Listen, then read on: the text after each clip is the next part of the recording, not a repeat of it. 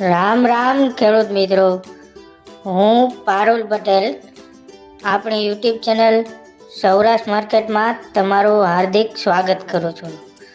તો ખેડૂત મિત્રો, આજે આપણે જાણીશું ગોંડલ માર્કેટ યાર્ડના ભાવ.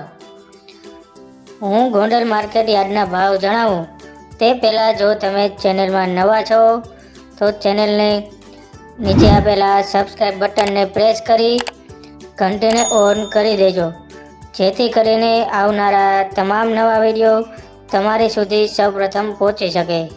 તો